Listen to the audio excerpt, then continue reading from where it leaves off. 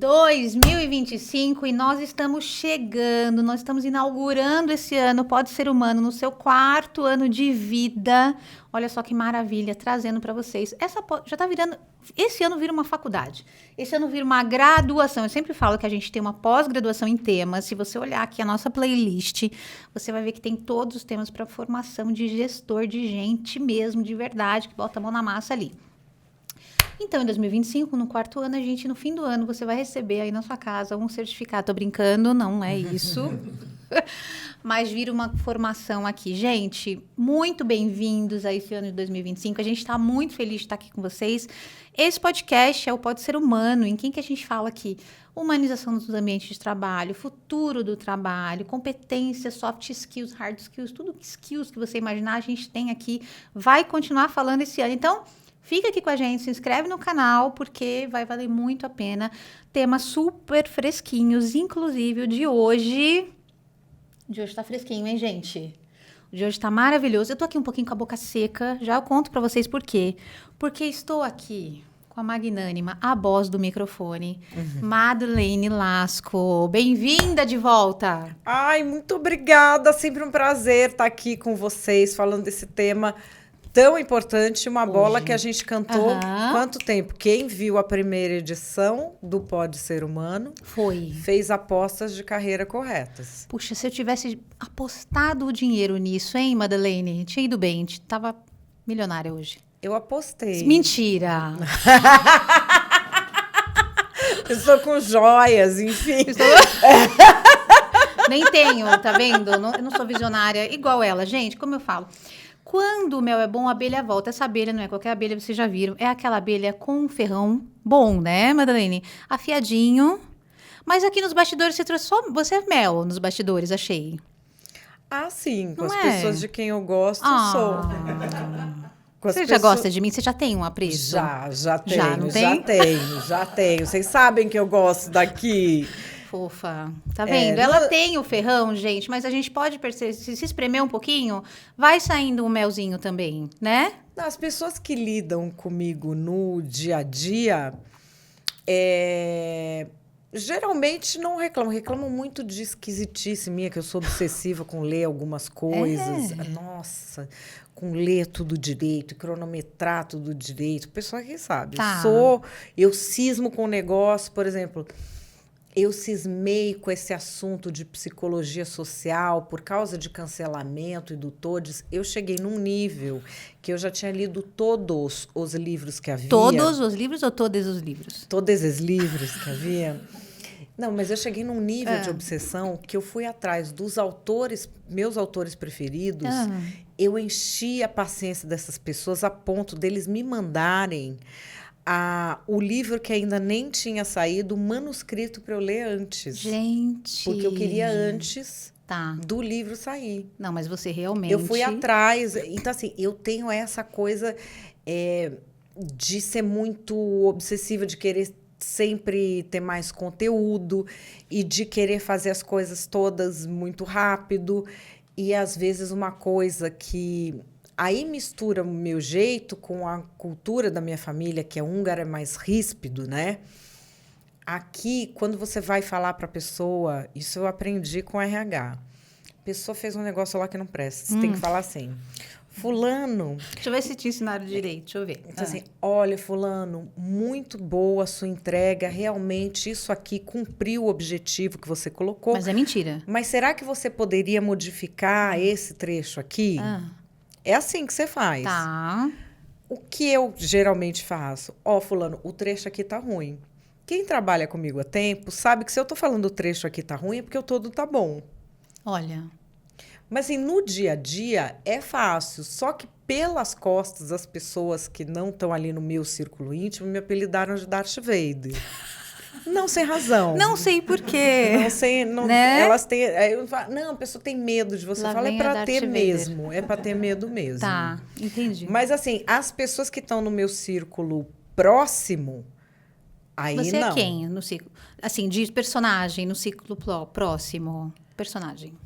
Quem seria? Não sei. Flores Bela? Eu ia falar Yoda, mas eu achei muito pedante, porque não sou. Eu sou Yoda sou Baby Yoda. Baby Yoda? Bem, então, que nós vamos, com quem que eu vou conversar hoje? Darth Vader ou Baby Yoda? Ou mix? Um mix dos dois, né? Um mix dos dois. Tá bom. Não, as pessoas, às vezes, quando convivem comigo, você inclusive falou isso, fala assim, nossa, mas ela é tão calma. Eu acho que a pessoa pensa que eu vou ouvir que nem o corte do Instagram, eu já vou ouvir dando uma sapatada na pessoa. É impressionante. Não, mas não, gente, tá? Já vou dizer que não. Chega aqui fofinha, tá? Até que pega o microfone. Entendeu? Pegou o microfone, lá vem. Mas hoje, por que a gente trouxe Madeleine? Além de ser para me deixar ansiosa, que é o pessoal da produção que provoca isso, em especial o Leonardo, é para a gente falar de um tema que o negócio tá mudando muito. A gente até agora parece que estava indo num caminho até de mais inclusão, né? Mas parece que a gente misturou um pouco as coisas quando a gente falou de inclusão, diversidade, e as empresas levantaram as orelhas, e aí chegou um cara chamado Trump. Eu vou tampar aqui porque eu ainda quero ir para Orlando. Então, tampamos. Quem quiser, faço mesmo. Assumiu, e aí falou, gente, tava todo mundo, parece que guardando isso. Quando o cara assume, nós vamos falar disso, mas antes nós vamos ter autodescrição. QR Code aqui, que é o seu QR Code. Para quê? Seu livro, Cancelando o Cancelamento. Madeleine falou isso, ó, gente, no primeiro programa, 2021. 2021. Cancelando o Cancelamento. Então, ela é escritora, autora desse livro. Hoje, ela tem uma vida muito tranquila, onde ela é comentarista do UOL, colunista do Antagonista, da Gazeta do Povo, ela é conselheira do Instituto Monitor da Democracia, ela também fundou o Instituto Direito de Fala, que atua na defesa da liberdade de expressão. Olha, o ChatGPT disse que você sabe o que ele já disse de você? Você já perguntou? Sabe que eu perguntei bem no comecinho e depois desencanei. Quer saber? Quero. Tá. Diz que você, nasceu em Santo André, tarará, você é jornalista, escritora e youtuber brasileira, trabalha na Gazeta do Povo desde 2017, apresentadora dos vídeos no canal do YouTube, mantém um blog de site, tem uma história rica em jornalismo e é conhecida por suas análises profundas. E, frequentemente, polêmicas. ChatGPT, não tem nada a ver com isso, sobre política, cultura e sociedade. Também é reconhecida por suas participações em eventos, palestras, debates sobre temas atuais e importantes, trazendo uma visão crítica e informada para o público. Sua experiência e abordagem única no jornalismo fazem dela uma voz respeitada no cenário brasileiro de comunicação e mídia. Nossa! E eu achando que eu que era obsessiva em ler os negócios lá, servia, né? Pra alguma E ele falou que você é uma voz respeitada. Olha só! O que torna a minha vida muito mais difícil. Mas vamos lá, Madeleine, vamos falar então da nossa autodescrição para quem está só escutando, tá bom? A gente tem essa tradição aqui. Então vamos lá, vou começar. Eu sou a Viviane, eu sou uma mulher branca, 1,57 m, tenho cabelo preto curtinho. Hoje eu visto uma blusinha preta, sem manga, e uma calça verde. A gente está aqui no nosso estúdio, onde tem mesas, microfones, uma tela de TV grandona, fazendo uma propaganda da besthomenagens.com.br. Entre lá que tem solução para sua empresa. E à minha frente, Madeleine Lasco. Pode falar. Eu tô aqui na frente da Vivi, eu tô toda de azul royal, gente. Tô toda de azul royal, um conjunto, um kimono, uma pantalona azul royal. Tô o quê? Tô de cabelo preso, Sim. De um rabo de cavalo alto, meio rabo de cavalo, sei lá como é que chama esse penteado. Que mais? Estou com a minha medalha de Santo Antônio de Pádua, que sempre me protege, uma medalha gigantesca, tem uns 4 centímetros de diâmetro. Até porque se vem alguma coisa, ela protege. Olha, ela tem uma relíquia aqui. Que isso? Isso aqui é um tecido tocado na língua de Santo Antônio, porque a língua de Santo Antônio não pereceu, ela está na Basílica de Pádua até hoje. E isso é um tecido que tocou na língua de Santo Antônio, porque Santo Antônio, aqui a gente conhece como casamenteiro, né? Sim. Mas isso é um folclore. Santo Antônio é o santo que tem o dom da palavra. Ele era português, chamado Fernando, e o milagre dele é que ele estava, ao mesmo tempo, lecionando em Pádua e inocentando o pai dele num julgamento em Portugal. Então, o dom dele é o da palavra, para que as tuas palavras adoçem o teu caminho. E todos os dias, a minha primeira oração do dia é que Deus coloque as palavras certas na minha boca na hora certa. E ponha uma trava na minha língua quando necessário. Às vezes é necessário, às vezes, né, a gente precisa Eu mesmo. acho que demora essa coisa da trava na minha língua. Será que você fala mais baixo na oração, alguma coisa? Ele não ouve essa parte, né? Ele não ouve essa parte. Ele ouve primeiro o que ela quer. Ah, é o que é a palavra certa, beleza. E deixa Isso, a da verdade. trava. Quer que fale da verdade? Toma. E deixa da trava. Pode Eu acho ser. que Deus faz isso comigo. Pode ser. Uma oração pela metade, gente. Vamos lá, Madeleine. Olha, a gente está bem contente mesmo que você tem vindo. De verdade, para a gente é uma honra, para mim, especialmente, de verdade. Estou realmente nervosa, então me perdoe. Fiz tudo, Léo. QR Code aqui, gente, com os livros da Madeleine, o site, qualquer coisa que vocês quiserem. Vocês sabem que aqui no início tem sempre o QR Code, então vocês podem entrar lá e pegar todo o perfil que vocês quiserem. Bom, Madeleine, a gente parecia que estava avançando, parecia um avanço, mas também deu muita confusão na questão de diversidade, inclusão e equidade.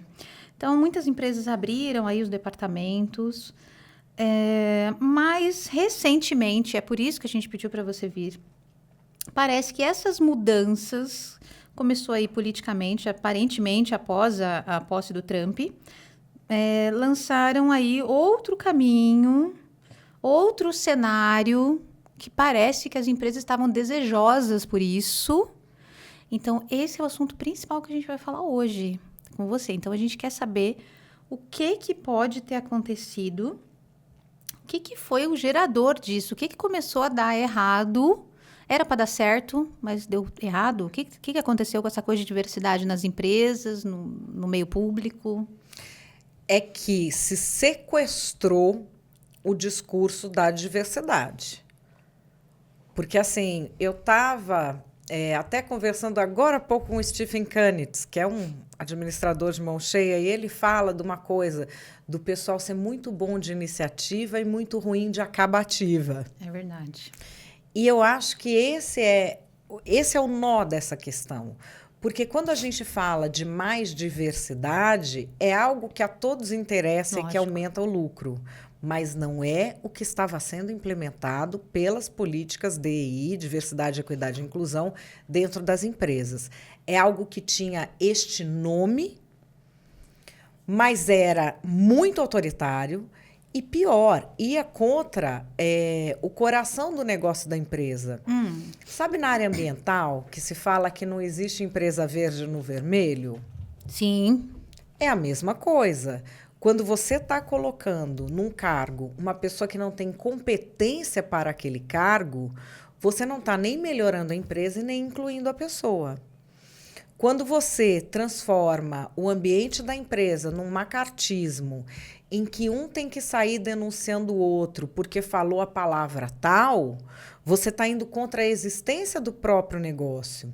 E foi isso que aconteceu. Então, assim, quando o Trump chega, você já tinha algumas empresas que estavam com problema de prejuízo ou com problema de revolta dos próprios consumidores, como foi, por exemplo, o Walmart, como foi o caso da Budweiser, com a propaganda.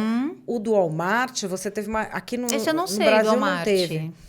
Fizeram uma roupa íntima feminina, um biquíni feminino, para que você ocultasse a genitália de uma mulher trans que tem um órgão sexual masculino. E colocaram disso na seção infantil também, em algumas lojas dos Estados Unidos. Não foi em todas, não era uma linha nacional. Mas isso disparou a revolta do consumidor do Walmart. E aí, enquanto quem dizia incluir falava, não, porque tem que aceitar, porque isso, porque aquilo. É dessa forma que você inclui alguém? Que pessoa trans que eles incluíram assim? Isso não é a forma. Parece que estava mais dividindo e separando. Exato. Do que unindo todo mundo num propósito só.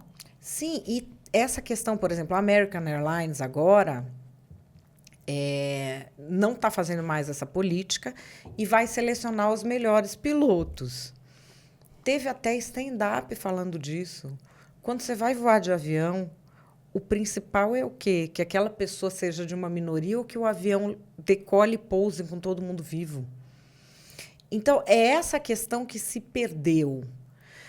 A gente tinha política de cotas. Aqui no Brasil, por exemplo, ela foi muito estudada por gente muito séria. Durante mais de década, a política de cotas, aquela inicial, que é a da entrada na universidade. Isso. Sem nenhum estudo, isso foi expandido para mestrado, para empresa, para doutorado, agora até para Bolsa Produtividade da CAPES, que é só para pesquisadores de elite, querem enfiar a cota. Eu vi uma seleção de numa estágio que chama Residência Médica, na UEL, Universidade de Londrina, que foi cancelada, porque quando você soma as cotas, dá mais de 100%. Ui. Então, assim, esse tipo de coisa inclui ou causa ressentimento? Uhum. E vai causar ressentimento por duas coisas. Primeiro, porque tirou o lugar de alguém que estava mais preparado. E depois, porque no dia a dia aquela pessoa não vai conseguir tocar. E é isso que aconteceu com as empresas. Prejuízo e prejuízo de imagem, que era inevitável. Porque é uma política que se diz de inclusão, e eu vejo muitas pessoas falando, não, mas tem diversidade. Não tem. Você seleciona pessoas que tenham a mesma opinião, que não estejam 1 milímetro desalinhadas da opinião. E aí você fala, entre quem tem essa mesma opinião e nem questiona. Então, eu pego um negro, uma mulher, um homossexual, um transexual e coloco. Só que você não tem a diversidade de opinião. Sim. Uhum. E quando você não tem a diversidade de opinião, que é uma coisa... Eu estou fazendo agora um livro sobre autocensura. Que isso nas empresas foi uma coisa... Quando você não tem a diversidade de opinião, como é que você inclui se você não sabe quem é o outro, se o outro não se mostra, se o outro se autocensura e só diz o que ele acha que você quer ouvir? Sim. E isso vai expandindo, porque assim, isso se torna um hábito da pessoa dizer o que ela acha que o outro quer ouvir, dela dizer o que é permitido, dela ficar patrulhando se as palavras que ela está usando são as palavras mais adequadas. Isso impede as pessoas de identificar e de resolver problemas o mais rápido possível. Faz todo sentido. Então, assim, é óbvio. E, assim, também pessoas muito divisivas, violentas e autoritárias sendo colocadas dentro das empresas. Eu sei que a maioria, deve ter até um pessoal que falou um todes, que festejou a inclusão, mas por quê? Porque, às vezes, não podia nem falar contra, né? Não podia nem abrir a boca. Porque chegam umas coisas dessas na empresa, a pessoa sabe que se ela abrir a boca, ela vai ser demitida.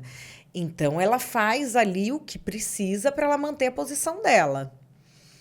Agora, quem que colocou todas as pessoas sob essa autocensura, sob esse medo, sob esse autoritarismo? É sempre um pequeno grupo. E que, se for pesquisar nas empresas, pode ir pesquisar. É da área do marketing. RH não ia fazer isso. RH foi contaminado por isso. Todos os outros... por exemplo, a pessoa lidando com compras tem que comprar de uma empresa que tenha no seu board ou não sei o quê, pelo menos uma mulher ou não sei o quê. Sim. Que palhaçada é essa? Eu acho que a Bolsa de Valores de São Paulo tem um percentual mínimo de mulheres no board para poder... Eu não me lembro exatamente, mas tem. Eu não sei se é 8%, a orientação é 8%, alguma coisa assim. Então, esse tipo de política, que não é a entrada, que você seleciona quem está no topo, ela é divisiva.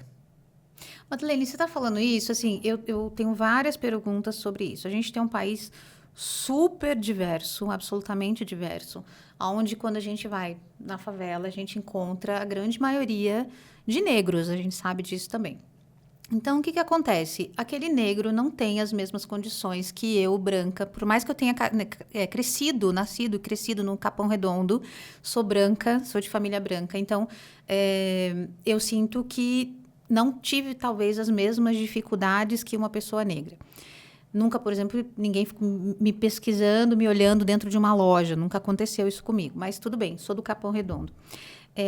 Ali na Redondeza, talvez muita gente, talvez não com certeza, não teve as mesmas oportunidades de estudar que eu. Então, alguns não podem ir fazer um curso de tarde porque ele tem que olhar o irmão mais novo, porque a mãe tem que trabalhar e a mãe solo. Então, aquela pessoa não consegue. Ah, mas acessa, pega o celular, faz o celular. Que internet, né? Quem está pagando essa internet? Como chega? Então, eu sei que eu e esse outro colega que morou ali próximo de mim não tivemos as mesmas condições, as mesmas oportunidades de aprendizado. Ele vai chegar no mercado defasado. Como que a gente faz, então, para que essa pessoa, se a gente vai tirar, não sei se é tirar a palavra, a gente ainda vai chegar nesse lugar, essas políticas de entrada, pelo menos, como que a gente vai lidar com isso? Como que eu vou dar oportunidade para essa pessoa, essa família mudar de vida? Como que seria? O problema é a estrutura. Porque É lá embaixo, então, é lá buraco, embaixo, né? porque assim, pode ter ocorrido toda desgraça na vida dele. Ele está preparado para o cargo ou não? Se tá, entra. Se não tá, não entra. É simples assim. Não é uma ONG. Mas talvez ele nunca esteja preparado. Os negros então, talvez nunca estejam. Não é assim que ocorre. Não sei. É isso que eu quero tentar entender. Qual é o caminho que a gente tem que tomar? Porque não é assim que ocorre. A questão com as pessoas negras, acho que tem duas questões diferentes que são misturadas com frequência. Uma coisa é o problema de estrutura familiar, educacional e de dinheiro, que atinge mais as pessoas negras por uma questão histórica. Isso. Mas aí atinge também as brancas. Também. Que também ficam excluídas. Isso é um problema. Tá. Então, você não ter o acesso por problema de dinheiro que você não teve para estudar, de estrutura familiar que te impossibilitou de se preparar, ou de estrutura educacional, que a escola que você foi, a qual você dedicou o seu tempo, era, na verdade, uma enganação que não te preparava. Sim. Esse é um problema que atinge de forma igual todos os que estão nele, sejam brancos ou negros. Sim.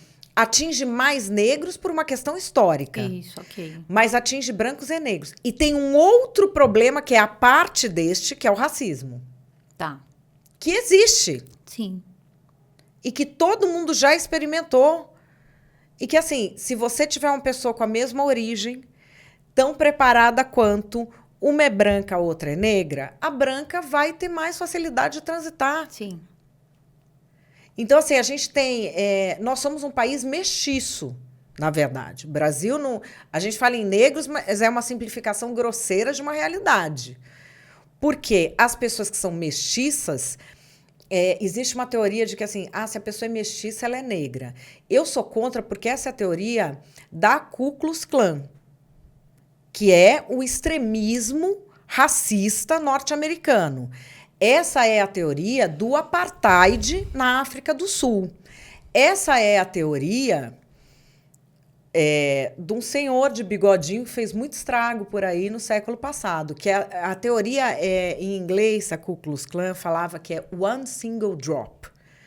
Uma única gota de sangue negro, você é negro. Eu sou contra utilizar essas teorias, não entendo que você fazer a mesma coisa que eles fizeram vai te dar um resultado diferente. Tá. Eu sou contra. Então, assim, acho assustador que empresas permitam o uso desse tipo de teoria. A gente já aprendeu com a Volkswagen, a gente já aprendeu com a Hugo Boss, já aprendeu com a Bayer, que deixar esse tipo de teoria florescer não leva a bom lugar e depois a sua reconstrução de imagem é difícil. Eu acho que poderiam não repetir. Não teve nem 100 anos que esse pessoal deixou esse tipo de teoria entrar nas empresas.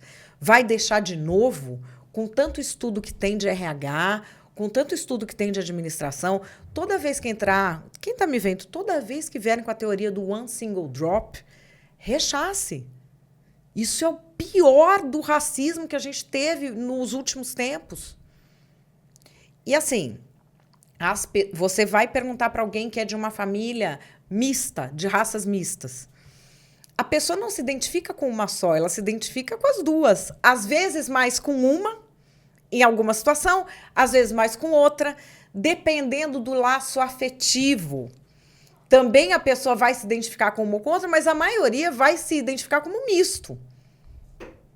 Como quando você pega... Isso eu tô falando de... Por que eu tô falando de negros? Porque há preconceito contra negros e é visível. Você não tem como dizer que você não é misto sendo um misto de negro e branco, porque você vai trazer isso no seu corpo. Sim. E muitas pessoas que são mulatas tentam deixar os seus traços mais para o branco para ter facilidade no mercado de trabalho. E que realmente é verdade, porque quanto verdade. mais escura o tom da pele, mais racismo ela sofre. E assim, a questão do cabelo, a questão... Isso existe. Sim. Então, eu acho que são coisas separadas. O fator econômico, desse fator da raça, com o qual o Brasil tem lidado muito mal, porque nós estamos importando para cá teorias dos Estados Unidos. Sim. Que são teorias que não nos servem por dois fatores objetivos. O primeiro fator é que a população negra norte-americana é de 12%. E aqui, lá você somando população negra, mestiça, tudo, é 12%. Que é mais de 50, né? Aqui é mais de 50%. Lá você teve o separatismo entre a separação, a segregação racial por lei. Não podia entrar no mesmo bar. Batia, espancava até a morte por lei. Isso acontece o quê? Você tem menos mestiços. Quando você tem segregação era racial. Proibido, né? Proibido o até casamento interracial. 1950 era proibido. Ia preso. Ia preso. E quando não enforcava a pessoa em árvore, matava a pessoa. Então, assim, você teve a segregação racial no papel e você tem uma população muito pequena. Então, o que acontece? Eles se fecharam neles mesmos. Por questão histórica. E muitas vezes eu falo isso, lá teve segregação racial, vem a pessoa, mas aqui é a mesma coisa, que se fosse... Eu não estou fazendo um libelo moral, e eu odeio essas carolas moralistas, não acho que levem a gente a lugar nenhum, principalmente porque todo grande moralista tem um esqueleto no armário. Então, eu não confio nesse tipo de discurso. A minha questão não é se é pior, se é melhor, se sofre mais, se sofre menos. A minha questão é que é diferente. Sim. Só que é diferente. Aqui nós temos muitos mestiços, que também precisam ser incluídos, mas por outras questões. Você não tem uma população minoritária absolutamente que não se miscigenou com a população majoritária tentando entrar. Para essa população, você tem algumas soluções, que não vão ser as mesmas soluções que vão funcionar no Brasil. E as soluções propostas por esse diversidade, equidade e inclusão não funcionaram nem lá. Foram desenhadas para lá e não funcionaram nem lá. Como que vão funcionar aqui? Então, aquelas vagas afirmativas não funcionaram. É isso que Não, está não acontecendo. funcionaram. Não funcionaram. Porque qual é a retenção dessas vagas? Não, é altíssimo, o turnover é altíssimo. E a gente sempre falou aqui, né? Muitas vezes fala, tem que fazer, tem que contratar. Só que a gente contratava e a gente nunca conseguiu incluir. Acho que por muitos motivos a gente não conseguia incluir. Então, o que adiantava? A pessoa ia, ninguém chamava para almoçar. Ou você chamava para almoçar, ou você ia para reunião, a pessoa fazia a autocensura, não conseguia falar. Então, realmente não trazia o que ela poderia trazer de ganho, se ela tem a competência, se ela foi contratada pela competência. Eu acho que esse que é o ponto que você está trazendo, o principal. É isso? É a competência. Porque a competência vai fazer com que ela seja respeitada pelos outros e mais, com que ela esteja segura de que aquele lugar pertence a ela e ela conquistou. É diferente. Porque o grupo, né? E você está falando, né? As pessoas vão respeitar ela. Porque muitas vezes a gente não falava nisso, né, Madeleine? Essa é a grande verdade. Mas o grupo pode falar, entrou por causa da cota. Entrou por causa disso. E talvez o grupo não respeitasse. E por isso não teve inclusão também. E se não tem inclusão, você não tem ganho nenhum com aquele. Ainda assim, quando entrou pela cota, acho que no nível muito júnior... Então, a porta de entrada, eu acho que é ok. Você entende que é ok. Eu acho que é ok. Agora, quando começa a misturar o que um ganha por mérito, o outro vai ganhar porque é minoria, aí você desorganiza tudo. Porque ele teria de ter mérito para estar naquele lugar. Que é o que agora eles estão fazendo nos Estados Unidos, trocando os departamentos de DI por departamentos de mérito. Sim. E pensa bem, quando fala em inclusão, nós vamos incluir as pessoas assim. Pessoas como você e como eu não teriam nenhuma chance na sociedade brasileira caso o mérito não tivesse valor. Nossa, você vai mexer num vespeiro, você sabe, né? Nessa coisa da meritocracia. Não, eu tenho tudo que eu tenho por mérito. Eu tenho uma história trágica, lutando contra a corrente. Eu nasci numa família de classe média, eu perdi a minha mãe com 8 anos de idade. Ficamos eu e meus irmãos sendo criados pelos meus avós maternos, que tinham falido por uma série de coisas. Quando eu tinha 19 anos de idade, meu pai morreu e eu virei arrimo de família de toda esta galera. Então, assim, eu já vinha de um ambiente familiar conturbado, que era de classe média, ok, mas era muito conturbado, muito problemático. Me tornei arrimo de família com 19 anos de idade. E eu só estou onde eu estou porque o mérito vale sim para as pessoas nesse país e elas reconhecem esforço. Eu nunca tive num lugar porque a coitadinha está sustentando a família, a coitadinha perdeu o pai. Tem gente que hoje não sabe dessa história. Eu estou aqui porque, apesar de tudo isso, eu lutei para conseguir. Você veio do Capão Redondo. Você sabe como é. Porque eu vi uma pesquisa, em 2017, eu vi uma pesquisa que foi feita com jovens de periferia. Qual é o principal preconceito que você sofre?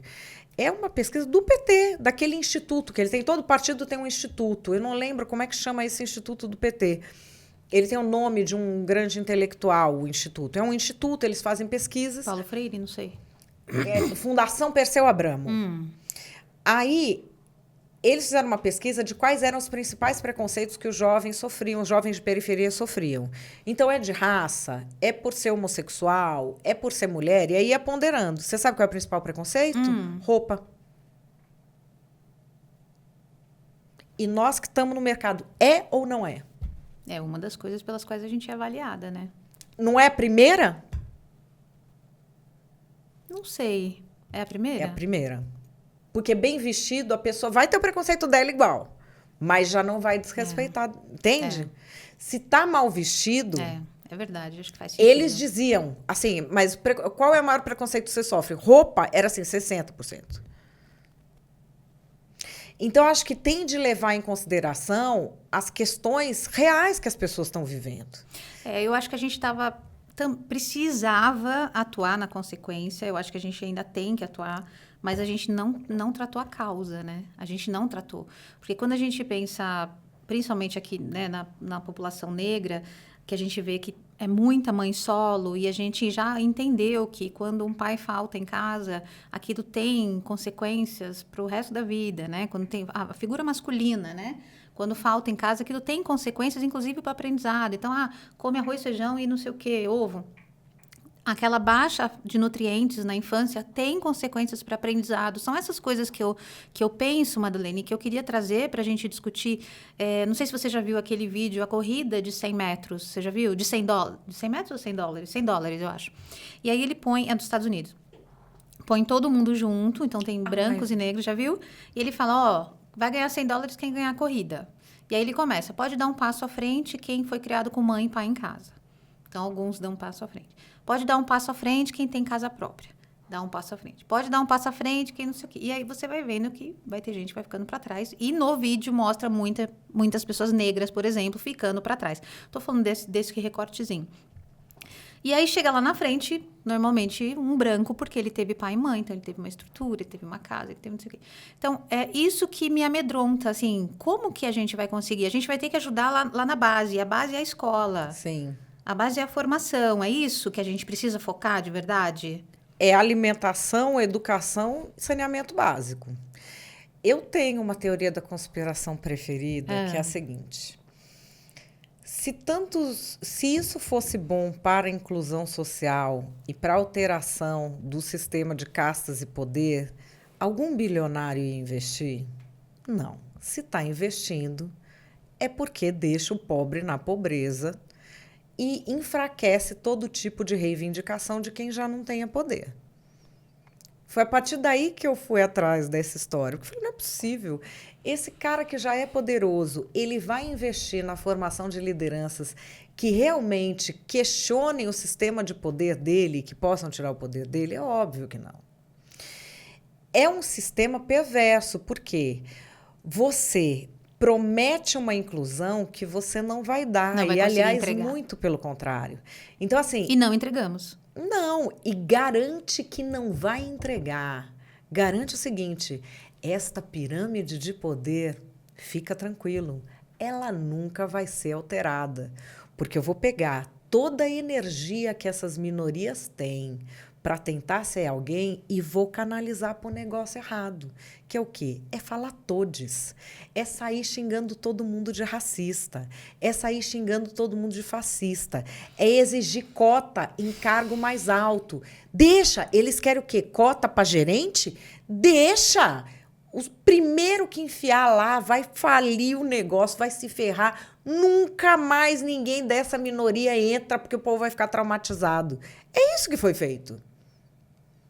Precisamente isso que foi feito. E as empresas não aceitaram porque acreditavam, porque não há dados que comprovem nada dessas teorias. Não, mas faz sentido, porque alguém tem que perder dinheiro para a coisa mudar. Eu sempre percebo isso. Sim. Sempre alguém tem que perder dinheiro para a coisa mudar. Então, alguém perdeu muito dinheiro nos Estados Unidos, porque começou lá essa onda. Alguém perdeu. Inclusive, quando o avião caiu agora, o Trump falou que era gente que não estava treinada o suficiente e por isso que achava que era uma das causas do avião ter caído agora nos Estados Unidos. Caiu um avião lá, É né? lá no pessoal do controle, né, que teve Isso. Foi uma das... Por exemplo, na área de aviação, era para ter isso? Área de medicina, era para ter isso? É para ter desde que tenha competência, desde que tenha Exatamente. o estudo necessário, a formação necessária. E aí surge uma questão que, assim, eu sei que é uma coisa que começa assim... Não, porque é muito difícil encontrar ou mulheres para tal posição, ou pessoas negras para tal posição, ou não sei o que para tal posição. Você fala isso. Tanto é que não melhorou, né, Madeleine? Você está falando isso, faz muito sentido isso que você disse agora. Eu tô até assustada, porque por mais que se falem tanto, né, então vamos colocar a mulher, tem que equiparar. Gente, não melhorou. Então, as pessoas nesse modelo, realmente, quem está no poder, continua no poder. Nesse Para modelo sempre. que está sendo feito. Para sempre. É disso que se trata. É a unificação do pensamento, Passada. é a ação autoritária e arbitrária contra qualquer um que tenha pensamento crítico e que questione, e a imposição de regras que são axiomas. Porque, por exemplo, a regra da mudança da linguagem. A mudança da linguagem incluiu quem no mundo? Inclusive, tem uma pesquisa que falou que essas linguagens dentro da empresa mais casavam... Isso. Sei lá, as pessoas ficavam aversas à situação. Vamos fazer mais uma reunião de DI. Ai, que saco, lá vem o Todes. Virou uma piada. Virou uma piada, essa é a real. E assim, tem uma amiga minha que é jornalista que é trans. E ela é de finanças. Ela não é bandeira, trans, nada. Ela é uma pessoa da área de finanças e de criptomoeda, entende pra caramba do assunto e queria apenas, e como quer, apenas trabalhar. Tá? Qual é a dificuldade? Todo mundo acha que ela é uma pessoa que vai ficar patrulhando cada palavra que você disser para te denunciar no RH. E aí, como é que você inclui ela? Ela não consegue. E assim, ela nem nunca falou nada, entendeu? Nem nunca falou nada, nem militou, nem nada. Ela tá pagando porque não é pelo público trans que tá militando. Não, porque quem milita geralmente não é a minoria. Porque a minoria, como se ferra muito, ela está trabalhando. Quem milita é o que eu chamo de flanelinha de minoria. Boa. Flanelinha de minoria é aquela pessoa... Eu tenho muitas amigas, a pessoa casou bem, casou com um homem rico, ou é herdeira, e ela fala, eu preciso abraçar uma causa social. Ela quer ir estudar para isso? Ela quer ir pisar na lama? Ela quer ir conversar com gente que tem cheiro de ônibus? É óbvio que não. Então, ela arruma um jeito mais chique de fazer isso. que ela falava, não sei, eu estou incluindo esta minoria, não sei o quê. Como é que você está incluindo? Ah, eu estou falando todes. Porque você inclui Sim. signos sociais para que a pessoa seja reconhecida como um mecenas da inclusão, sem que ela precise fazer muito esforço, porque, afinal, pessoas que se dedicam a isso não são pessoas que querem fazer muito esforço. E isso, como foi tomando pessoas que têm grana, que se apaixonaram por isso, mas se apaixonaram por isso por quê? Porque faz sentido? Não, porque eu estou sendo reconhecida como uma pessoa boa, uma pessoa generosa, mesmo maltratando a empregada. Olha. Não é? Eu posso continuar sendo aquela pessoa autoritária, snob, arrogante e também ser reconhecida como uma pessoa legal. Gente, que maravilha, vamos fazer. Essas pessoas têm poder, então o que elas começam a incutir em determinadas áreas da sociedade, principalmente meio artístico, publicidade, de que, ó, isso aqui é o negócio, isso aqui é bom. E isso começa a entrar nas empresas pela publicidade. Toda empresa pode ir atrás, é pelo marketing que começa a entrar esse tipo de coisa. E aí os outros departamentos vão meio que tendo que se ajustar, porque é uma postura muito beligerante deles. Imagina alguém de compras falar, não, eu não vou exigir que tenha mulher ou que tenha negro no board para comprar. Eu vou comprar o melhor parafuso. Dane-se quem está na empresa. Você imagina se a pessoa falar isso numa reunião? Sendo que, assim, isso é o óbvio. Sim, lógico. Você tem que comprar o melhor. E as pessoas vão ser incluídas se a empresa der o melhor e se as pessoas cobrarem que a sociedade dê o melhor de estrutura. A pessoa vai ser incluída quando ela for incluída na base. E não é o que a gente está vendo. A gente não está vendo querer resolver a vida da pessoa para que ela tenha competência para andar com as próprias pernas. É sempre uma coisa de que isso Parece será... que é uma cortina de fumaça, né? Parece que é uma coisa, vamos pôr aqui, vamos fazer a capa da revista, vamos fazer não sei o quê. Mas, na verdade, a causa não está sendo tratada. Não, e... A causa dessa diferença entre as pessoas, né? Diferença de classe, diferença de... Isso. Diferença de classe sempre vai ter. Sempre. E vai ter os sinais de classe. O problema que a gente tem de preconceito mesmo, eu acho que é com relação à pele negra. Asiáticos também têm, de outra forma. Não é tanto do conhecimento, mas vai conversar com pessoas asiáticas também, vão te falar a mesma coisa. Com relação a mulheres, a gente vê nitidamente. Uma mulher, para ser respeitada, tem que ser 10 vezes mais macho que todo homem do ambiente dela. O que é uma coisa chatíssima, entendeu? Cansativa. Cansativa, mas que a gente faz com a esperança de que a presença da mulher no espaço público vá ficando cada vez mais familiar e que isso seja natural daqui a um tempo. Eu estou falando que vai ficando cada vez mais familiar porque não tem 100 anos disso. Quantos anos tem a história da humanidade? O espaço público sempre foi só homens, e só homens da casta que dominava em determinada cultura. Então, assim, quando as mulheres entram, aquilo é um incômodo. E existem passos para que isso passe a ser cômodo. Não é você... E aí, o que acontece? Quando sai com o tal do interrupting, mansplaining, e como é que é? O homem com a perna aberta, e em vez de lutar pela mulher, se transforma em algo de falar mal de homem o dia inteiro, fica pior pra gente. Eu não ouvia Dona Maria vai lavar roupa, acho que desde que falaram pra minha avó quando eu era criança, e agora a gente tá ouvindo de novo. As coisas os xingamentos mais machistas que tinham sumido não porque foram pressionados ou foram constrangidos. Eles tinham sumido porque deixaram de fazer sentido. Tenho até um exemplo da piada, que eu acho que na piada é que você mede a piada é o termômetro da sociedade. A gente só ri de algo que ainda é uma tensão social. Se não for mais uma tensão social, você não ri. Então, por isso, quando as pessoas falam, eu vou proibir tal piada, conserta o problema na sociedade antes, coisa fofa. Conserta o problema na sociedade que a piada deixa de ter graça. Porque quando a piada é proibida, ela representa uma questão social que ainda é latente. E as pessoas estão rindo. Quer ver uma piada que perdeu a graça, que era piada de show, de piada de Ari Toledo, de não sei o que, nos anos 60? Não, tem milhões. Você assiste o Trapalhões, o Sai de Baixo, milhões. Não, mas assim, tem uma que eu acho que é a clássica. Ele entrava e falava assim, entrei no avião, o piloto era mulher. A plateia vinha abaixo de rir. Hoje, não é assim que não pode rir. Se falasse isso pra você sem avisar que era piada, você não ia ficar esperando o resto da piada? Eu ia falar, tá, e aí? Não, a gente ia esperar, né? Não, por quê?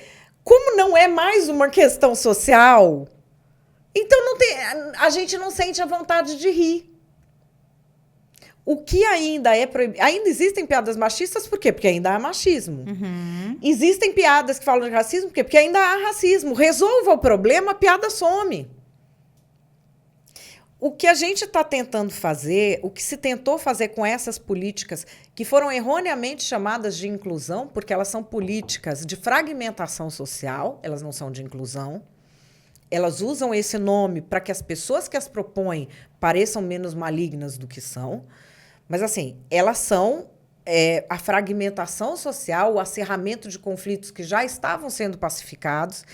E, assim, quando a gente vê isso sendo colocado dentro de empresa, dentro de escola, o que eu vejo é o seguinte, é como se alguém está com febre e, para passar aquela febre, você resolve quebrar todos os termômetros. Vai passar a febre? Não vai, nem vai passar, nem você vai curar. Então, é uma sociedade, acho que tem muito de rede social isso, né?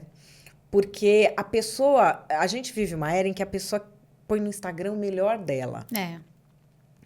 Por exemplo, uma dica que eu dou, eu não confundo o que eu ponho nas minhas redes sociais, porque eu não tenho rede social pessoal.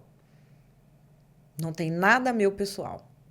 Ali tem só o meu profissional. E isso não bagunça a minha cabeça.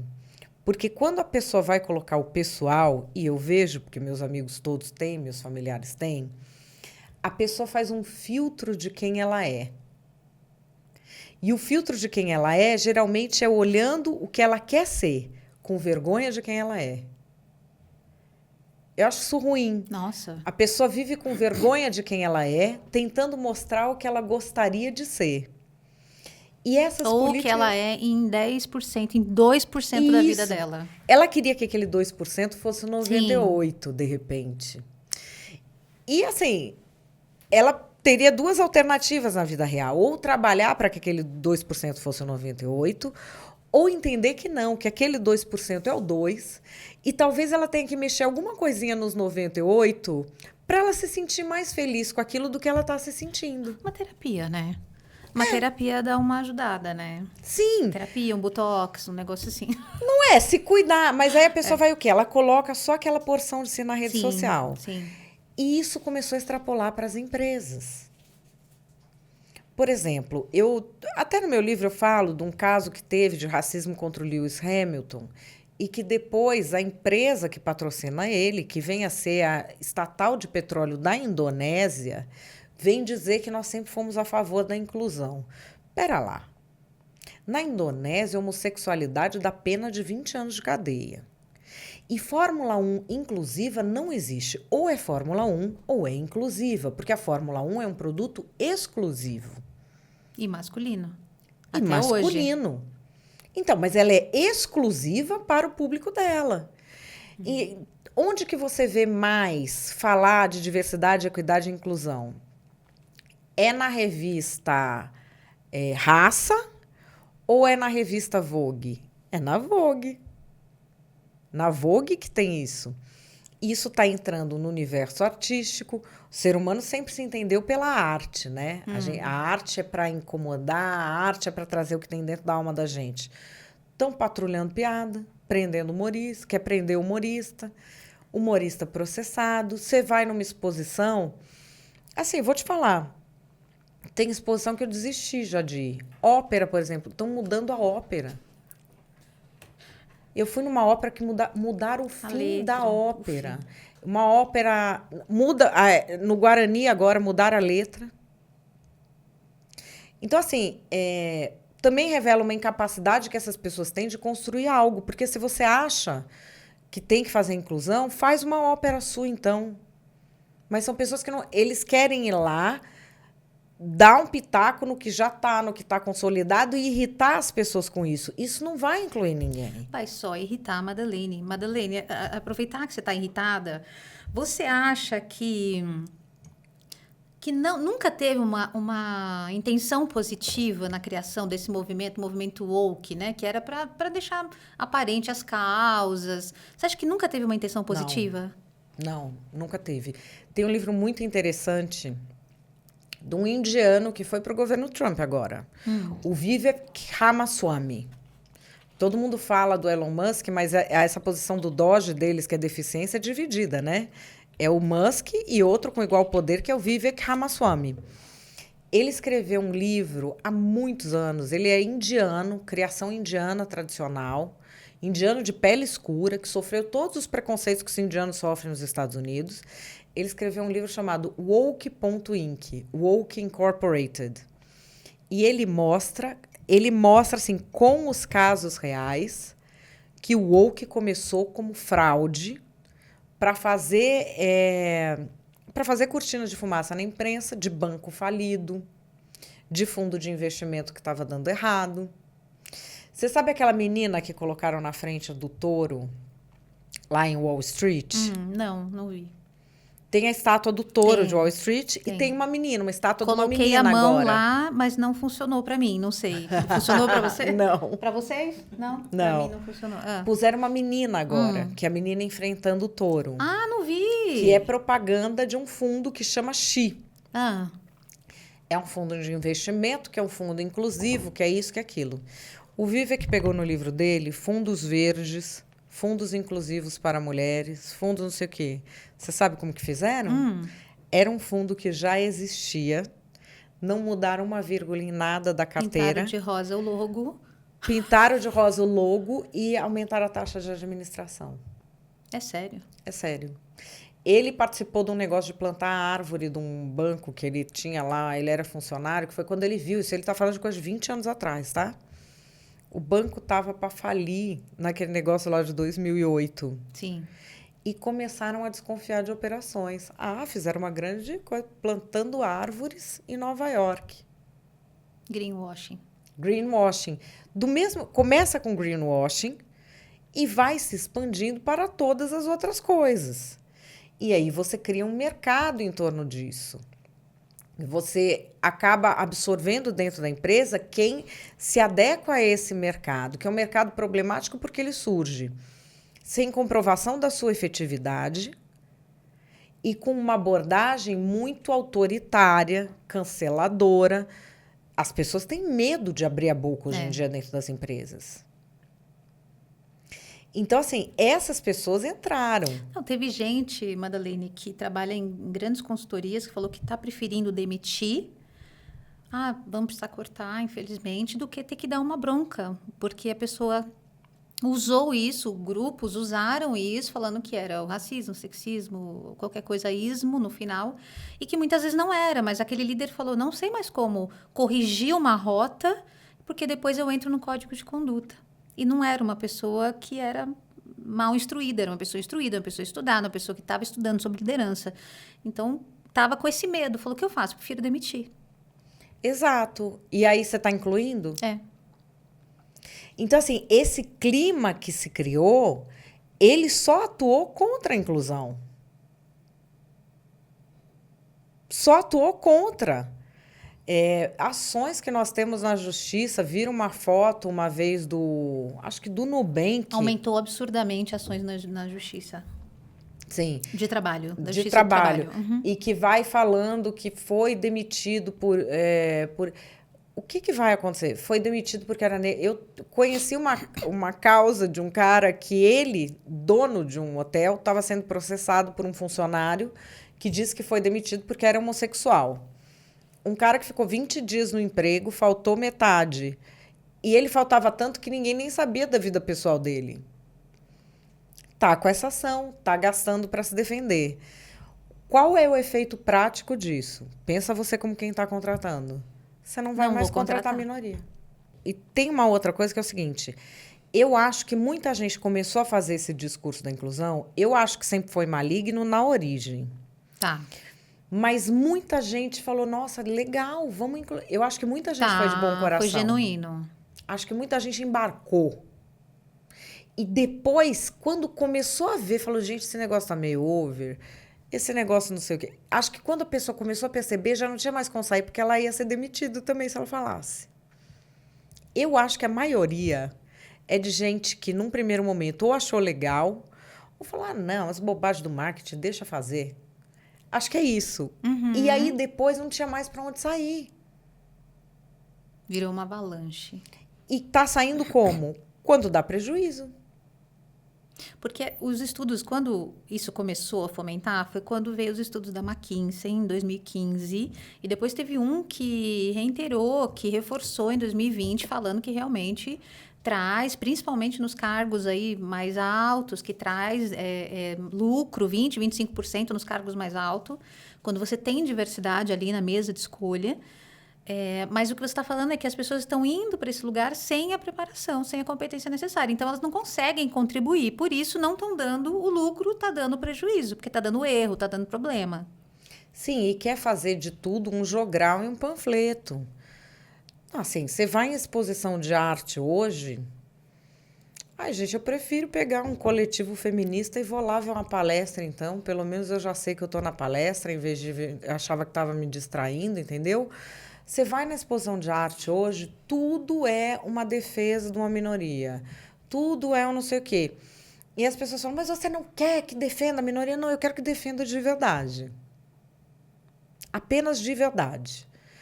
Porque esse tipo de coisa não inclui a minoria, faz gente criar ranço dessa minoria e destrói a arte. A arte é por onde as pessoas sempre se entenderam, pela tragédia, pela comédia, pela abstração, pelo incômodo. Pega qualquer exposição de arte em São Paulo. E aí vamos falar de minoria? Vamos falar de pessoas oprimidas? Ok.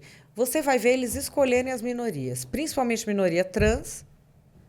Aí depois vão falar dos negros, ignorando os mestiços, óbvio, porque os mestiços que se danem, né? Eles não estão no pacote que eu trouxe dos Estados Unidos, eles que morram. Vou fazer só disso aqui. Você já viu alguma coisa falando de mãe solteira? Não, isso que eu ia falar. As mulheres, mães, não foram...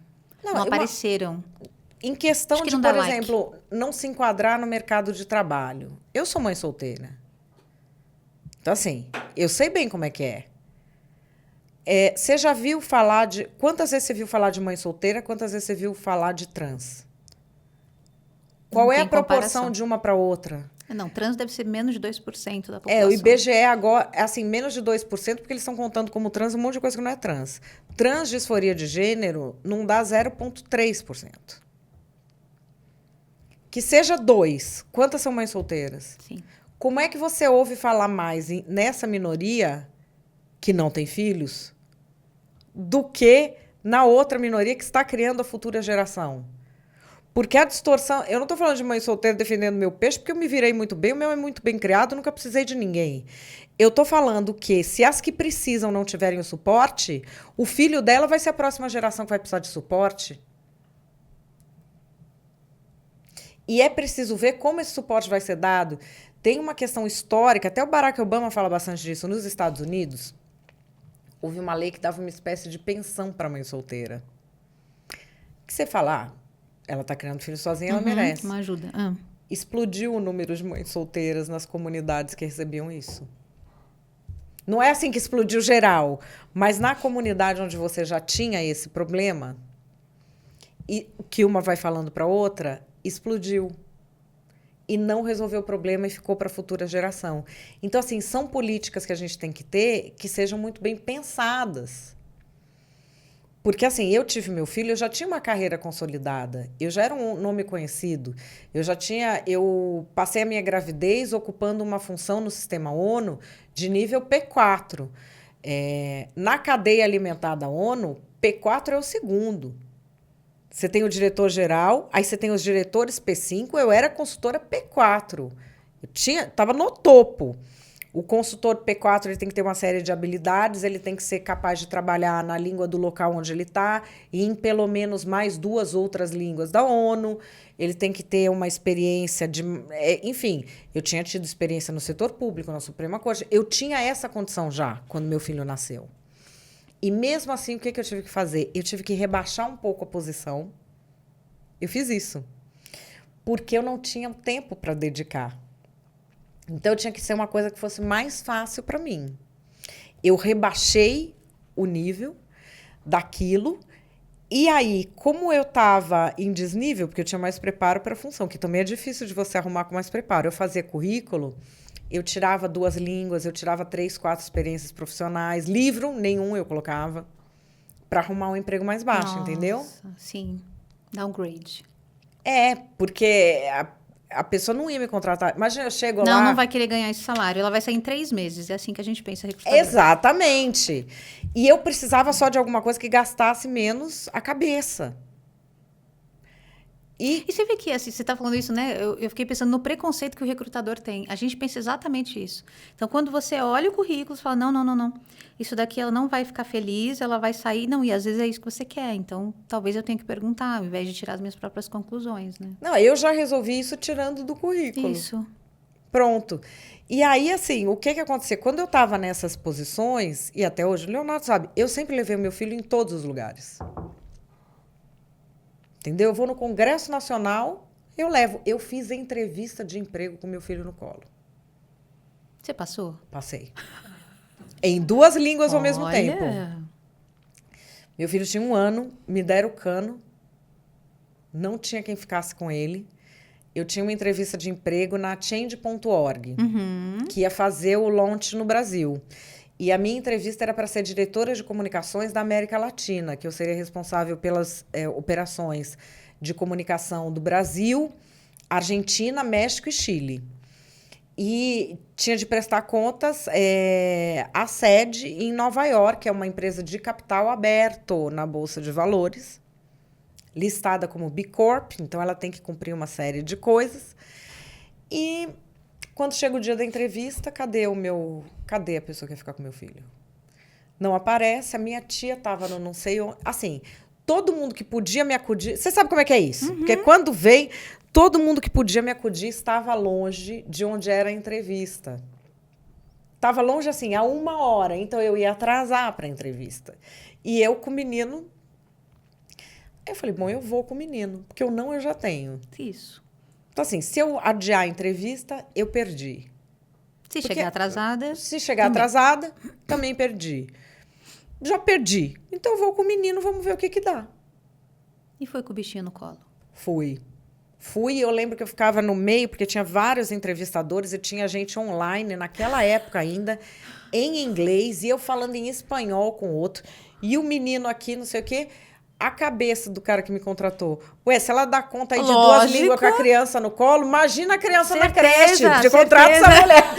Foi isso, você acredita? Certeza, menina, maravilhoso método, adorei. Trazer agora, começar a trazer os filhos junto. E aí a gente olha, fala, não, tá dando conta, bora. Não, e assim, aí depois, o que eu fiz? Eu, ao longo da minha carreira... eu já estava nessa posição superior. Depois eu fui ser assessora, tudo. Aí, quando meu filho ficou maiorzinho, que eu falei, não, agora vamos voltar pro game. Agora eu volto. Porque, enfim, eu arrumei trabalhos que pagavam muito bem, não posso reclamar, salários bons e tudo, mas não era o que eu estou fazendo agora, por exemplo, o que eu sempre fiz. Na ONU, eu fazia advocacy com o ditador de Angola, para fazer a vacinação das crianças. Nós erradicamos a polio em Angola. Eu comandei tropa do exército angolano para fazer vacinação em um lugar que tinha campo minado. Aí, cada vez que ela vai falando, ela vai crescendo para mim. Não. Eu falei com o ditador da Angola. E aí eu falo... Quem sou eu? Eu vou diminuindo assim, ó. Daqui a pouco, só tem um... aí você é a recrutadora. Madeleine. Aí você é a recrutadora. Eu chego lá que eu tenho uma criança em casa e eu quero só um emprego de 10 mil reais que me dê o VR e o plano de saúde. Não vou te dar, gente. Você vai falar, desculpa. Não. Esse é um problema que eu passei. Aí depois eu consegui, quando ele era maior, voltar para o negócio. Mas o que eu fiz? Sempre que eu tinha qualquer coisa, eu lembro uma vez na CCR, que o meu gestor, na época, o Francisco Bulhões, que foi quem me contratou com uma criança de 5 meses em casa. O Bulhões, ele sempre gostou de contratar mulher, até hoje ele gosta. Ele é da área de transporte, você vai no departamento dele, é tudo cheio de mulher, ele adora trabalhar com mulher. Aí, ele um dia precisava fazer um negócio até mais tarde, meu filho ficava numa creche lá do lado que fechava às 7. Então, não tinha condição. Aí, eu já estava pé da vida, falei para ele, você quer saber uma coisa? Se eu tenho que fazer isso, você vai cuidar do meu filho, porque não tem como, eu tenho que pegar o menino na creche.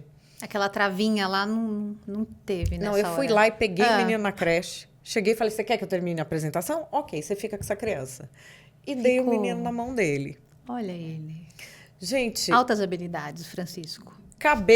Entro na sala dele, tava ele, era empresa de transporte, ele tinha um monte de miniatura de caminhão, não sei o quê, ele pôs tudo no chão, tava ele engatinhando com o menino que ainda nem andava, no chão, brincando de carrinho. Isso foi um episódio que marcou a vida dele. Esse homem é um grande gestor, é um papa da área dos transportes. Quantas vidas esse homem impacta? Isso ter acontecido na vida dele não mudou o olhar dele todos os dias da vida dele quando ele vê uma mulher com filho? Sem dúvida. Isso valeu muito mais do que eu sair levantando bandeira ou do que eu sair confrontando esse cara. Porque ele falava para mim direto uma coisa que as mulheres hoje odeiam que fale. Gente, mas não é possível, eu sempre ajudei a minha mulher com filho, que agora elas falam, não é ajudar, porque você... Gente, é homem, você dá uma comida, faz o carinho lá, ele fica lá, é isso, não vai muitas palavras. Não, é diferente homem e mulher. Ele falava pra mim, eu ajudo, não sei o quê. Eu poderia falar, ai, preconceituoso, que a mulher ajuda, não sei o quê. Mas eu entendi o que ele estava querendo dizer. Ele estava querendo dizer, eu sei cuidar também. E aí eu mostrei pra ele, olha, não é toda mulher que tem um homem assim na vida dela.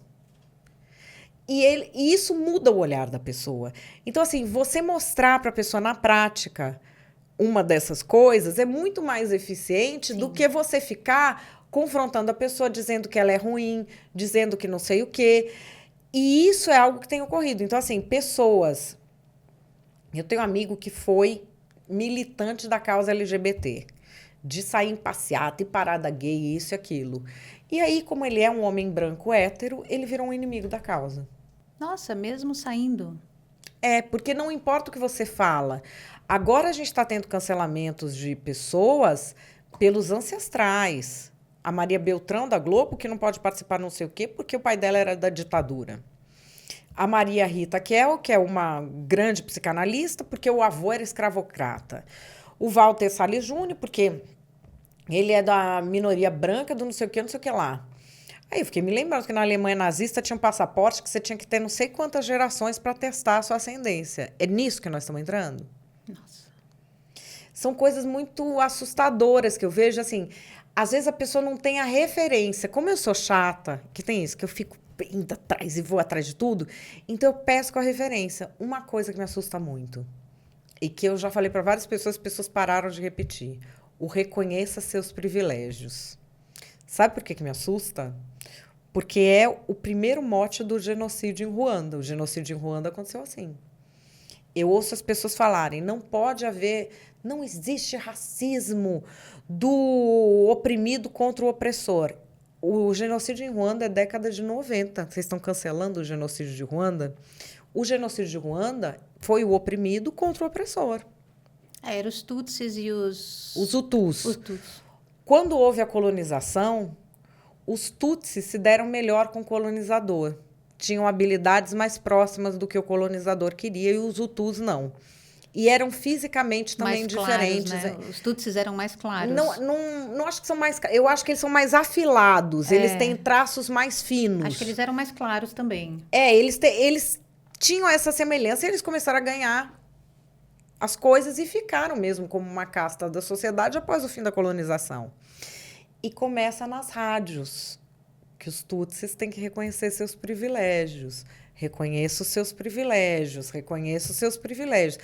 E acabou o quê? Os Hutus matando os Tutsis e depois matando os Hutus, que não queriam matar Tutsis. Transformou o país num banho de sangue, uma chaga que eles estão trabalhando, aliás, estão fazendo um trabalho muito bonito. Eterno. Mas eles estão fazendo um trabalho muito bonito para vencer isso.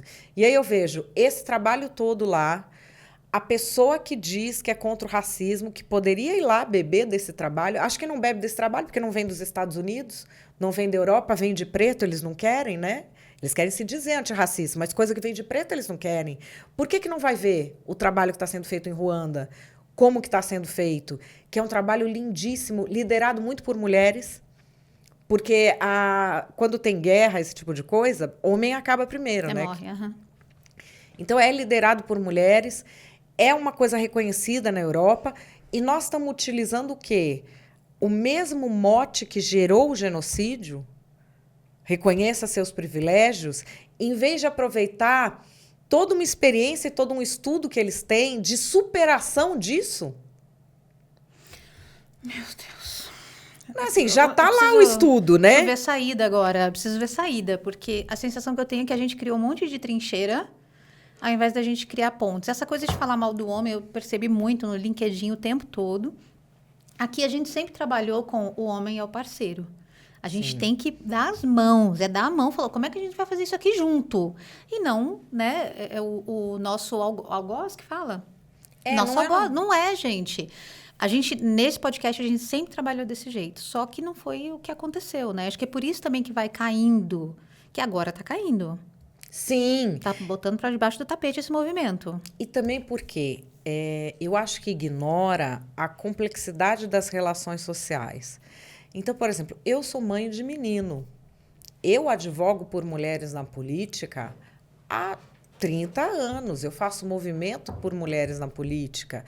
Escrevi já publicações. Tudo que é manifestação por mulheres na política, você vai me ver. Eu estou em todas.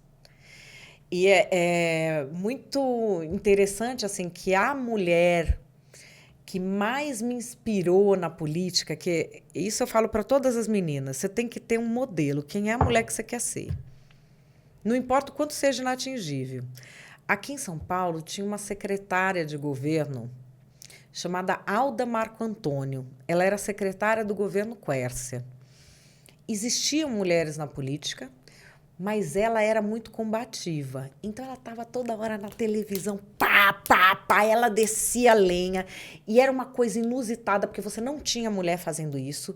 E o Quércia, que era tido como machista, mas não era, porque ele empoderou muitas mulheres em linha de comando. A CEO do antagonista, Cláudia Rey, é uma mulher que é um talento, uma moça de uma família simples, descoberta por ele, virou um gigante da administração da comunicação. Ele tinha isso, de ver as mulheres. E a Alda Marco Antônio era a linha de frente. E eu queria ser igual a Alda.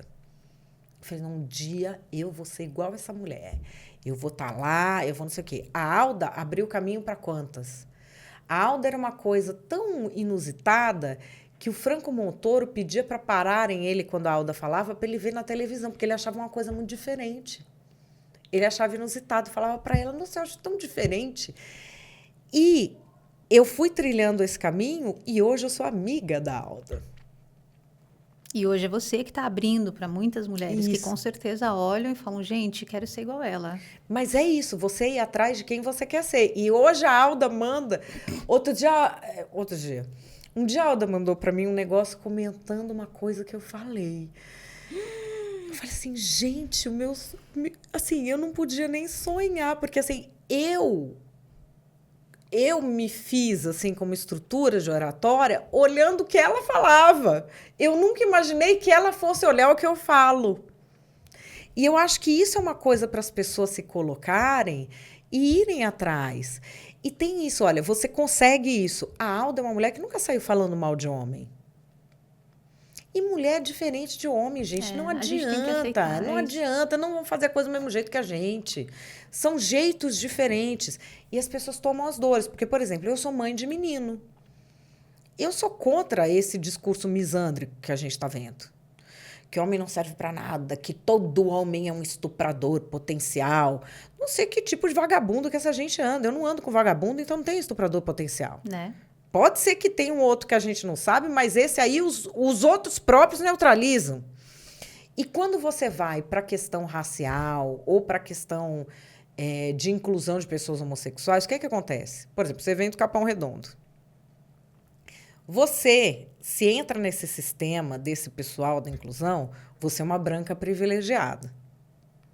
Se você está no mesmo lugar, isso tem estudos já mostrando, você está no mesmo lugar com uma pessoa negra que vem do Capão Redondo, ou com uma pessoa negra que venha de outra periferia, ela sabe de onde você vem e ela vê uma pessoa branca rica ou uma pessoa negra rica te maltratando. Ela vai ficar do lado de quem?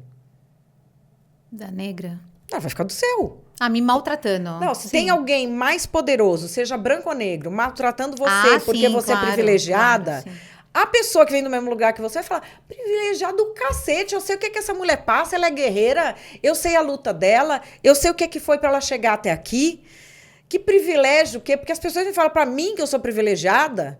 Eu falo, você tem 40 anos, você foi sustentada pelo pai a vida inteira, seu marido te banca. Eu sustento minha família desde os 19. Toma vergonha na cara, entendeu? Então, assim, o que acontece? Quem vem de uma origem mais humilde, e a maioria dos negros vem, vai tomar as dores do mais humilde. Então, o que acontece? E que a gente viu no governo Trump, as minorias ficaram contra isso. O voto do Trump que mais aumentou é negro hispânico. Nossa. Por quê? Porque quem é de uma minoria, quando ele está vendo alguém que é da mesma classe social ou do mesmo bairro ser humilhado por alguém de cima, não importa a desculpa que dê, ele vai falar, o próximo a ser humilhado sou eu. Ah, mas ele humilhou para te incluir. O cacete. Se fosse para me incluir, ele me dava o cargo dele em vez de vir gritar com meu colega. Então, acho que isso de ignorar a complexidade da sociedade é algo que durou um tempo, eu acho que durou até tempo demais, mas vai ter de ser substituído. Pelo quê? Por conhecimento. Quem entende de inclusão não é o marketing, é o RH. O RH entende. O RH vai saber o que é que está faltando ali para cada um. No caso da mãe solteira, eu vi uma pesquisa que perguntava as mães saindo do emprego, nem só a mãe solteira, a mãe sair do emprego depois da licença maternidade aqui no Brasil é uma coisa altíssima, né? Aí perguntavam para gestores o que é que faria essa mãe ficar. Quase todos falavam que era o plano de saúde, não era, era o horário mais flexível. Não sabem, não sabem. Não sabem. Então, assim, identificar o que falta para incluir é algo que eu creio que é fundamental. E você vê como essas políticas são tortas. A primeira pessoa que eu vi falar que diversidade dá lucro, e eu ouvi falar para uma plateia de liberais, de gente de direita, foi a Cristina Junqueira, fundadora do Nubank. Ela é uma das fundadoras. Foi a primeira pessoa que eu vi, ela falando, se eu tenho 5 pessoas que vão no mesmo restaurante, nasceram no mesmo bairro, foram na mesma escola, têm a mesma origem, as 5 pessoas vão me dar uma solução só. Eu quero 5 soluções diferentes. Isso. Ela foi a primeira pessoa que eu vi falar disso, mas assim, lá no comecinho do Nubank, falando para uma plateia, e o pessoal tudo cochichando essa mulher maluca. Só que ela tinha resultado. Ela tinha resultado. Quem é que foi acionada por Ministério Público porque tirou uma foto de um departamento e não tinha negro? Ela. Quem é que foi esculachada porque foi no Roda Viva e explicou que para alguns cargos é mais difícil você identificar profissionais negros, que é uma realidade? Aí essa gente vem e fala, não, ela é racista, eu te indico 5 aqui. Amor, eu quero contratar um profissional para vaga, não tuas amigas para vir aqui patrulhar o pessoal. Isso é uma coisa para fazer grupos ocuparem espaços, mas não vai fazer as empresas evoluírem. Então, para a gente pensar numa solução, que não é fácil, lógico, mas alguma coisa, um trabalho para se iniciar. Os cargos de entrada, a gente deveria abrir um pouco mais, porque a gente não precisa de inglês, né? E Exato. Para qualquer operador, para qualquer assistente. Então, abrir um pouco mais esses cargos de entrada. O RH identificar para todos eles o que precisa ser trabalhado para os próximos degraus, para as próximas competências. Quais as trilhas? Por onde ele precisa caminhar? Para onde você quer ir? Ah, gosto disso. Ok, é isso aqui que você precisa desenvolver para ir. É por aí que a gente tem que ir. Eu acho que por aí, eu gosto muito de mentoria. Gosto. Gosto demais de mentoria. Porque, assim, E pode ser interno, você não precisa gastar dinheiro Não, com isso. Você identifica ali quem que é aquela pessoa que está afim de ajudar outro ser humano e você treina ela em métodos, ela vai saber o que fazer. E pega um menino que está entrando, um menor Exato. aprendiz, um estagiário que está entrando Eu e vi mentora. muito mentoria de mulher. Mentoria de Tem, mulher para carreira, vi tem. muito. E aí o pessoal fala, não, porque vai ter que contratar. Não vai. Eu dou garantia que na sua empresa você vai achar boas Acha. gestoras que vão ter o maior prazer de fazer isso. Sim. Porque ela quer falar daquilo, ela vai contar aquela história dela para quem? Para as primas dela que não conseguiram a mesma coisa, vão ficar com inveja? Isso. Para as amigas. A prima rica, Ela é a prima rica. Ela é a prima rica. Você vai encontrar 10 primas ricas dentro de uma empresa. Ou 10 primos ricos dentro de uma empresa.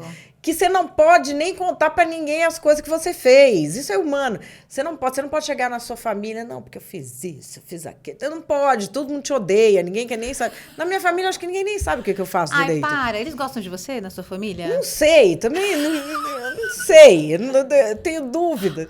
Não, assim, uma parte da família eu tenho certeza, o resto também não sei. Quando você é uma pessoa muito pública, com um sobrenome que nem o meu, que só tem a nossa família, você imagina que o resto da família, em todo lugar que vai de trabalho, perguntam se eu sou parente. Fala, você viu o que ela disse? Por último? Não, pergunta se eu sou parente. Eu sou uma sombra na vida da pessoa. Eles Então, vão dar Google sobre eles, aparece só eu. Então, eu acho que assim, isso aí pesa. Como é que eu vou contar pra minha família? Eu acho que eles não gostam muito Não, de você. não. São alguns. Alguns A tia. gostam. Aquela tia que não estava disposta no dia do neném? Então, Acho que a minha tia gosta, minha prima Michele gosta de mim, Michele. minhas primas... Duas pessoas. Eu tenho primas bem-sucedidas. Tereza Cristina gosta de mim, minha tia Verônica, Nome de gente meu tio rica, Tereza Luiz. Cristina. Já deu uma mão aqui, Não, ó. eu tenho uma parte da família Não, ali. então Os tá bom. bem-sucedidos Cinco tá bom. gostam. Os bem-sucedidos gostam. Até porque tem uns bem-sucedidos lá que, assim, o que sou eu, entendeu? Que nem... Sério? Sim. Aí eles gostam de mim. Entendi. Mas acho que todo mundo tem isso na família. E aí, você pensa na sua empresa, essas pessoas estão trabalhando onde? Nas empresas. Então, você vai achar a pessoa que não pode falar das coisas dela para a família. Olha. E ela vai querer, assim... Tá sedenta. Quer falar, gente. Não digo nem por... a gente fala, não, mas a pessoa quer ajudar. Não precisa nem querer ajudar. Ela pode só querer contar a história dela. Ela já vai ajudar essa pessoa que entrou na cota a se preparar. E eu acho que, assim, às vezes nem precisa de cota. Isso que você falou do inglês. Quanta empresa que viu isso? Só de tirar o inglês na entrada, você já tem mais diversidade. Já muda. Eu acho que estudar essas coisas corretas, uma coisa que eu considero urgente para ontem, é as empresas tirarem de circulação essa picaretagem de palavras que devem ser proibidas que muitas empresas fizeram. Por duas razões. Primeiro, porque é mentira a origem da maioria das palavras. Criado mudo racista, nas coxas racistas, não sei o quê. Primeiro é mentira. Então, você está apresentando para os seus funcionários que mentir vale a pena? Que você vai ensinar o funcionário a mentir? Não é isso que a empresa deve fazer. E depois, porque patrulhar palavras ou evitar palavras já incluiu alguém? Não. Se você está colocando um manual desse na sua empresa, você está dizendo o que para o seu funcionário? Primeiro, que mentir é recompensado aqui. E depois, você não precisa ser eficiente, você só precisa ser autoritário.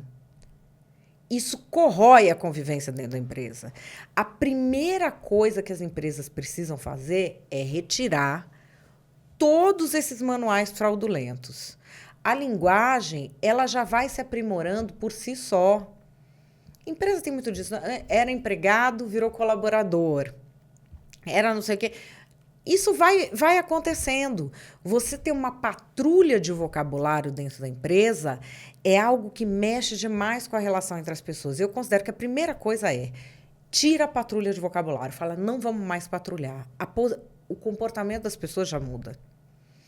E depois identificar como vamos incluir de verdade. E assim, coisas do tipo, uma empresa de engenharia, ela nunca vai ter o mesmo número de mulheres. Não, porque não tem na base, não tem na escola, na classe lá. Se você estiver fazendo engenharia, olha a sua classe, é 2, 3, 4 mulheres. Não gosta. Não, tem um documentário que eu gosto demais, eu sempre recomendo, é norueguês. Ele chama Hjernevask, é lavagem cerebral. Se procurar lavagem cerebral, documentário legendado em português, a pessoa acha. São coisas que esse pessoal fala que é verdade absoluta, esse pessoal que diz incluir, né, e que agora está sendo, para honra e glória do Senhor, extirpado da convivência das empresas, ele vai desafiando essas supostas verdades. E aí, olha que interessante, ele vai atrás de onde tem mais mulheres em cargos como engenharia. É nos países nórdicos, que são igualitários, ou é em países desenvolvidos como Brasil e Índia? Onde você tem mais mulheres na engenharia e na tecnologia? Nossa, gente, eu não sei. Brasil e Índia. Mas provavelmente eu diria os países nórdicos. Sim, todo mundo acha. Mas olha qual é a pesquisa que ele traz. Por que tem mais no Brasil e na Índia? Por quê? Porque são tão machistas que nada que é feminino é valorizado. Então, para a mulher ter status social, ela tem que procurar algo que é masculino. Como nos países nórdicos, eles são igualitários e o que é feminino é valorizado, você ser enfermeira ou professora de criança tem um status social equivalente ao de ser engenheiro. Então, elas não migram para profissões que elas não têm no seu interior. As que migram, aí todo mundo fala, mas não tem mulher engenheira? Tem, a exceção confirma a regra. Elas migram quando elas têm vontade. E os homens também. Você vai ver enfermeira, 90% mulher. O homem está lá quando ele tem vontade. Isso. Aqui o homem acaba indo quando ele não tem opção. Isso. E quando você tem uma sociedade que é mais igualitária, a pessoa vai procurar o que ela quer fazer. Só que o que ela quer fazer vai ser valorizado. Não é tido como coisa de mulher. E acho que essa é uma impressão que a gente precisa passar a ter. Porque as mulheres geralmente ganham cargos em coisas de mulher. RH, comunicação. Exato. Marketing, talvez. Né? Marketing, talvez, mas assim... Nossa... Tem que formar... E os diretores de diversidade? Vai acontecer o que agora, hein, Madeleine? O que vai acontecer? Vai ter que trabalhar diferente. Vai acontecer o que acontece com todo mundo que promete um resultado e não entrega. Correto? Incluiu na empresa? A empresa incluiu quantas pessoas? Está tendo turnover das vagas? Não Aumentamos o lucro 25%, conforme prometido? Então, não. Se não entregou... Assim, não é porque a diversidade é o que aconteceria com qualquer outro. Por que com ele vai ser diferente? Ou faz direito. Sim, ou faz direito. Eu não sei se uma diretoria de diversidade é uma coisa que funcionaria para fazer direito. Eu tenho as minhas dúvidas. Não acho que funcionaria. Até porque...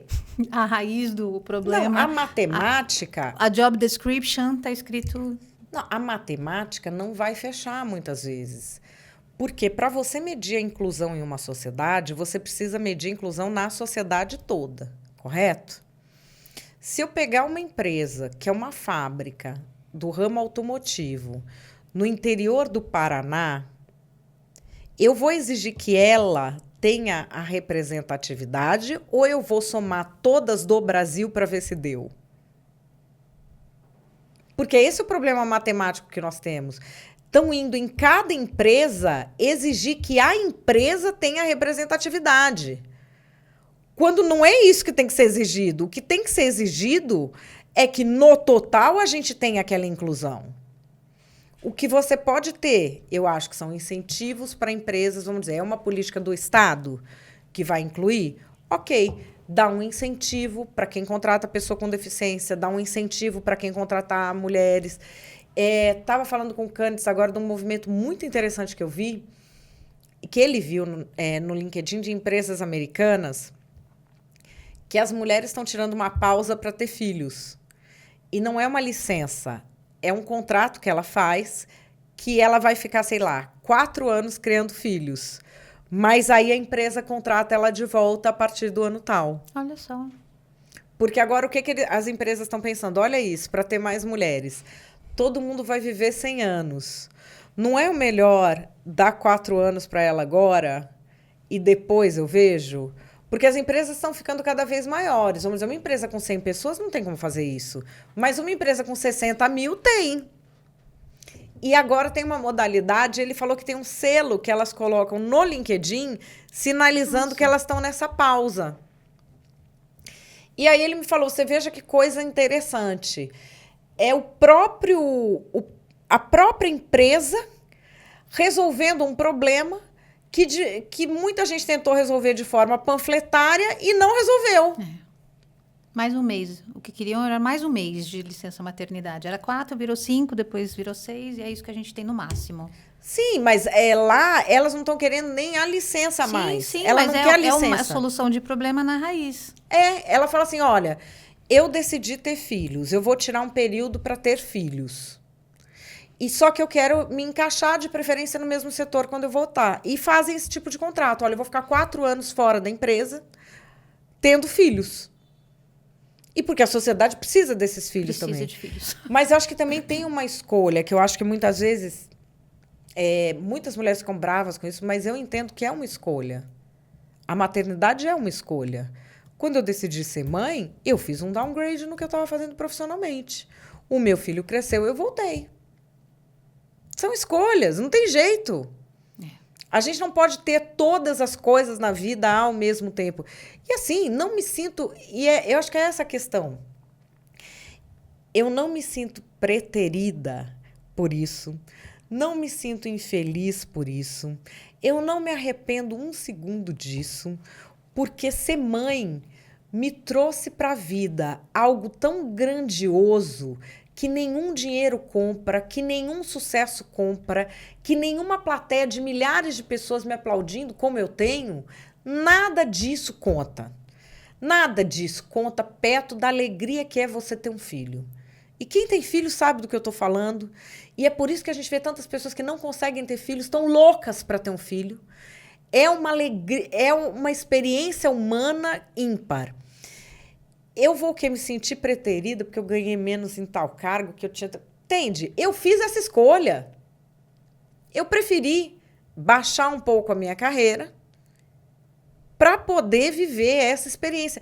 E eu acho que, assim, a gente tem uma geração de mulheres que foi educada para você tem que ser igual ao homem. Você tem que... Não tem nada, você tem que ser feliz com as suas escolhas, escolher... E acho que isso é algo que ajuda a identificar quais são as dores e as alegrias.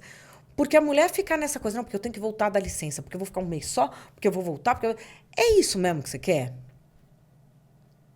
Assim, não é? Esse é um outro capítulo. É um outro capítulo, não é? Sim, porque Esse eu é acho um que é outro isso, a gente ficar na Mas realidade. é isso. Na realidade. Tem um poema que eu acho que é de Cecília Meirelles, se não for, tudo bem também, que fala o anel ou a luva. Então, ou você bota o anel ou você bota a luva, né? Nesse caso nosso, Exato. na maternidade, pausar um pouco, acontece e faz parte. E você tem o custo-benefício, que é o que você falou, não tem igual, não tem preço, né? Você dá a vida para outro ser. Mas tudo bem, é um outro capítulo de um outro podcast, que assim que o Leonardo quiser me provocar novamente... Aí a gente vai ver aqui. Vai te convidar. É a mesma coisa de homem e mulher, gente. Homem, o que querer obrigar o homem a ser igual a mulher. Eu nem quero, entendeu? Nem quero. Acho que assim, a gente tentou massificar as pessoas.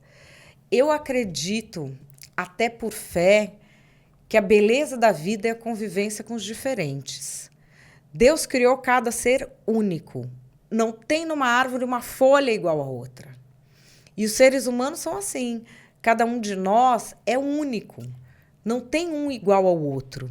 E quando a gente quer resolver problemas, a gente tem de aprender a conviver com a diversidade, em vez de querer colocar pessoas diversas em uma caixinha por uma característica que as une. Então, eu acredito que esse é o caminho.